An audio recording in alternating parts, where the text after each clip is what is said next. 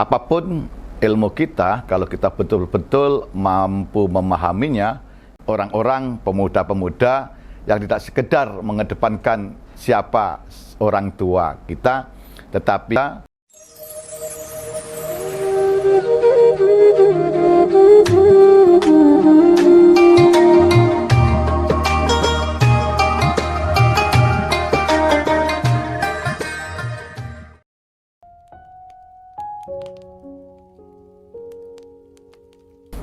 baik. Assalamualaikum warahmatullahi wabarakatuh. Saya Abdul Haris, dilahirkan di dalam satu desa yang terpencil dari orang tua yang begitu kental tentang pendidikan agama. Ibu saya adalah seorang ustadzah mengaji, membaca Al-Quran. Begitupun apa saya, Haji Muhammad Hasan. Beliau adalah dari pesantren murni, sehingga betul-betul mengedepankan nilai-nilai keagamaan di dalam mendidik putra-putrinya yang berjumlah 6 orang, dan alhamdulillah dari seluruh putra-putrinya adalah dari pesantren, termasuk salah satunya adalah saya. Saya dididik di pesantren dan diawali di Madrasah Ibtidaiyah Nurul Ulum yang bertempat di pelosok, tepatnya di Desa Sidomukti, yang saya kira merupakan bagian dari desa terpencil dan desa yang paling desa di Kabupaten Gresik. Jadi itu.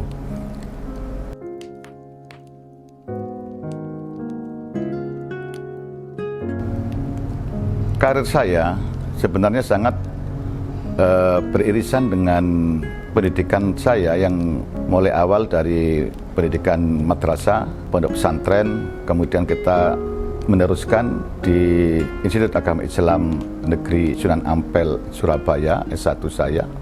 Kemudian S2 saya itu di 2 perguruan tinggi, di Malang sama di Sidoarjo.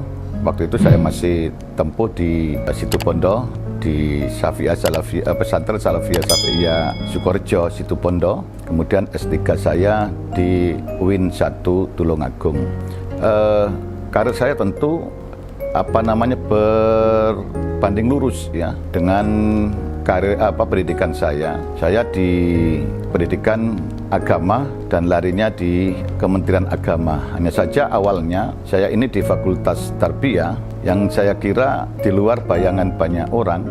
Dari Tarbiyah kemudian larinya itu di kantor urusan agama. Saya waktu itu terseleksi ya, bukan mengikuti seleksi, terseleksi dari sekian mahasiswa yang konon katanya mahasiswa berprestasi untuk mengikuti program CPPN, calon pegawai pencatat nikah. Tentu ini di luar bayangan saya. Saya yang bercita-cita menjadi seorang pendidik, itu larinya adalah pendidik, yaitu pendidik di keluarga dalam rangka mengantarkan para mempelai menjadi keluarga yang sakinah, mawaddah, warahmah.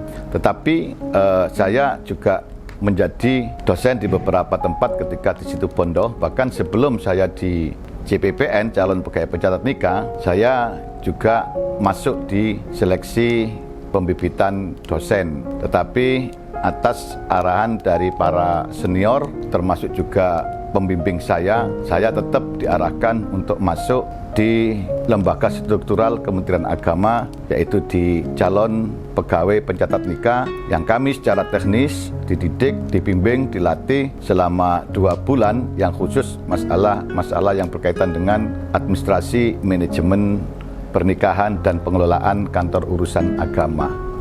Jadi itu awal saya masuk dari aktivis di kampus, kemudian menjadi seorang pegawai negeri sipil.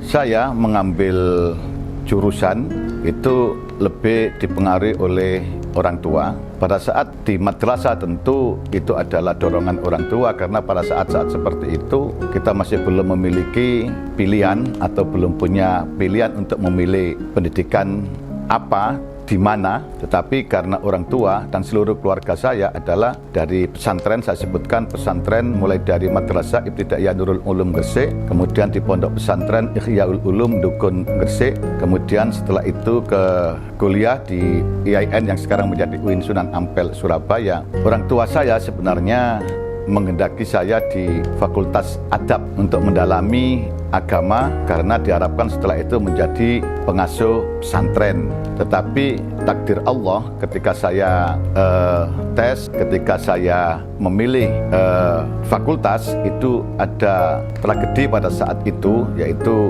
saya harus kembali karena uang saya itu kecopetan, sehingga saya tidak bisa bareng-bareng daftar beserta teman-teman yang dari pesantren Ihyaul Ulum Dukun Gresik itu, sehingga saya harus kembali.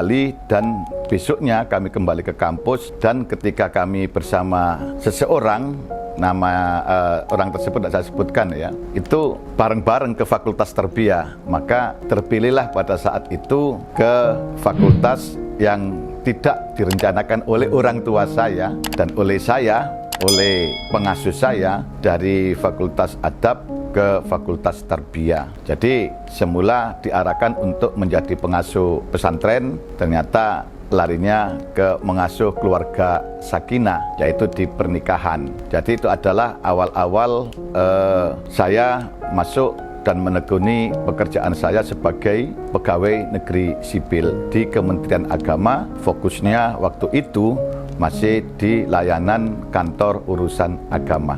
Saya sebelum menikah, itu yang lucu adalah saya sudah banyak menikahkan orang. Jadi ini adalah pengalaman yang luar biasa, yang barangkali tidak banyak dilakukan oleh banyak orang, menikahkan sebelum menikah.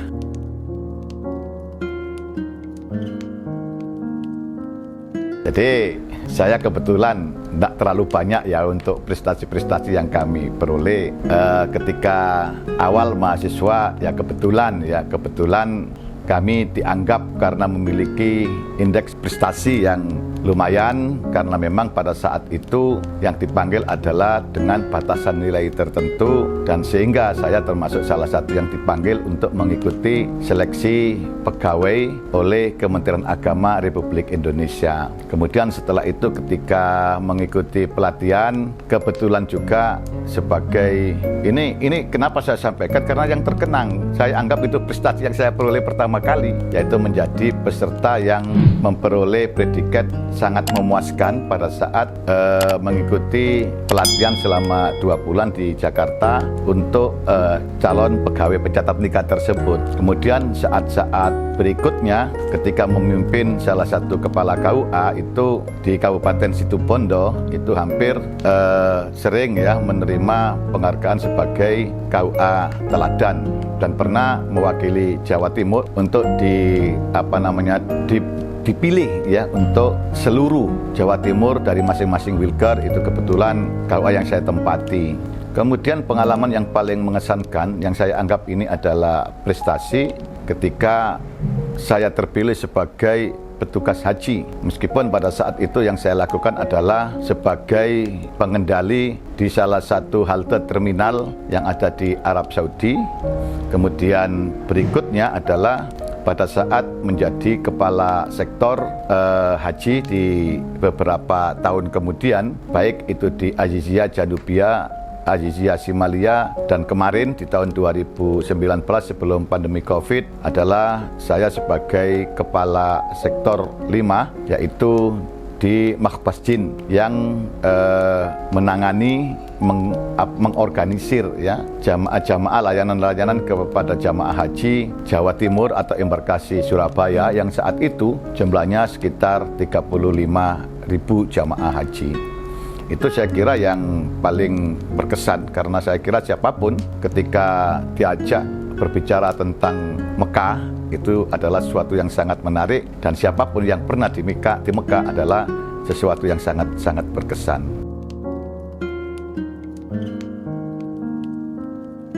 D, kalau menekuni ilmu ya, karena siapapun ketika menekuni ilmu selama itu bersungguh-sungguh, insya Allah akan ada jalan keluar untuk memperoleh pemahaman dari ilmu yang yang dipelajari tersebut. Tetapi yang jadi hal yang perlu kita pertimbangkan adalah bagaimana kita mengimplementasikan ilmu tersebut, lebih-lebih ketika memadukan antara ilmu itu untuk disampaikan ke masyarakat dengan ilmu-ilmu yang mendasari di dalam setiap kerja, ya. Karena kadang berbeda ilmu yang harus kita sampaikan ke masyarakat dengan ilmu yang harus kita terapkan di dalam dunia kerja kita. Tetapi bagaimanapun dan siapapun ketika ilmu itu sudah ada di kita, maka apapun akan ada jalan keluarnya. Dan saya kira banyak yang memahami, dan ini adalah sesuatu yang masyhur, adalah man aradad dunya fa'alai bil ilmi wa man aradal akhirata fa'alai bil ilmi wa man aradahuma fa'alai bil ilmi. Jadi siapapun yang ingin lancar sukses di dunia tentu dengan ilmu, siapapun yang ingin sukses di akhirat tentu dengan ilmu, dan siapapun yang ingin mendapatkan keduanya, baik mendapatkan kesuksesan di dunia, kebahagiaan di akhirat tentu dengan ilmu. Artinya apapun ilmu kita, kalau kita betul-betul mampu memahaminya, insya Allah akan memberikan faedah, manfaat dalam setiap lini kehidupan kita, baik itu kehidupan bermasyarakat, lebih-lebih kehidupan berbangsa dan bernegara. Termasuk ilmu itu tentu tidak ada dikotomi antara ilmu agama dengan ilmu umum, karena memang keduanya sangat-sangat mendukung. Orang bilang, Shakespeare ya, ahli pendidikan bilang bahwa orang yang memahami ilmu umum tanpa ilmu pengetahuan agama itu lemes. Tetapi orang yang memahami bahwa siapapun yang memahami ilmu umum tanpa agama itu tertatih-tatih seperti orang buta. Dan siapapun yang memahami ilmu agama tanpa ilmu umum, maka itu lemes, tidak bisa berkiprah di semua lini, di birokrasi dan lain sebagainya. Saya kira ilmu itu saya kira sangat-sangat mendukung, sangat membantu, baik itu dalam berproses maupun di dalam berimplementasi, baik di dunia masyarakat maupun di dunia kerja. Saya kira sampai kapanpun kita berikhtiar untuk menjadikan diri kita itu bermanfaat di posisi apapun, dimanapun dan kapanpun. Lah untuk saat ini kebetulan saya menjadi Kepala Bidang Penyelenggaraan Haji dan Umroh di Kanwil Kementerian Agama Provinsi Jawa Timur. Tentu kami ingin menjadikan tidak hanya sekedar diri saya, tetapi bidang penyelenggaraan haji dan umroh itu lebih memiliki peran, lebih memiliki manfaat ke masyarakat secara luas. Dan ini sedang kita gagas dan sudah mulai berproses adalah bagaimana kita hadir di jamaah-jamaah haji kita yang masa keberangkatannya masih 34-35 tahun yang akan datang, itu merasakan kehadiran kita. Maka kami meluncurkan satu program namanya Sajadah Wali Sapa Jamaah dalam waiting list. Lah itu jamaah kita sapa biar jamaah memiliki semangat di dalam masa waiting list tersebut atau masa tunggu sampai keberangkatan jamaah haji mereka semua. Tentu seandainya mereka sudah merasa tua, sudah hirohnya untuk berhaji mungkin kurang karena tua, kita tetap support bahwa ada beberapa pendekatan. Yang pertama memang ada prioritas usia lanjut atau prioritas lansia, di mana ini jamaah yang 5 tahun sudah daftar bisa memperoleh prioritas itu sepanjang usianya termasuk usia kategori lansia, dan secara sistem itu terpilih untuk berangkat karena memang usianya tertinggi dan masa daftarnya sudah 5 tahun. Atau yang betul-betul merasa sudah tidak kuat, kita yakinkan seandainya tidak sempat menunaikan ibadah haji, tetapi karena uang yang dibayarkan itu niatnya untuk haji, lebih-lebih ada yang melaksanakan haji dari uang tersebut karena bisa dialihkan ketika seseorang itu wafat setelah meninggal dunia, itu bisa dilimpahkan ke ahli warisnya, tetapi dibatasi hanya suami atau istri yang bisa menggantikan keberangkatan itu atau anak kandung dan saudara kandung.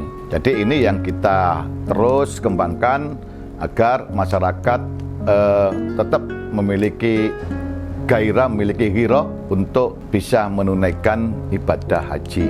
Jadi saya kira legacy atau nilai-nilai yang ingin kita kembangkan di masa-masa yang akan datang dalam kaitannya dengan tugas saya sebagai Kepala Bidang Penyelenggaraan Haji dan Umroh. Kemudian dari sisi lain, kapanpun dan dimanapun, kita tetap berprinsip bagaimana diri kita itu membawa manfaat, membawa maslahat kepada sekitar kita, kepada masyarakat kita, sehingga tentu kita juga tetap berikhtiar untuk mengembangkan nilai-nilai yang kita miliki dari ilmu yang kita peroleh selama ini.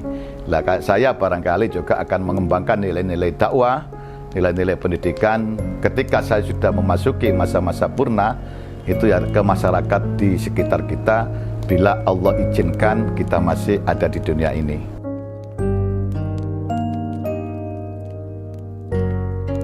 Baik, saya juga pernah muda, dan ini saya kira tidak hanya anak muda tapi siapapun yang merasa muda, bahwa kita hidup ini adalah untuk masa yang akan datang.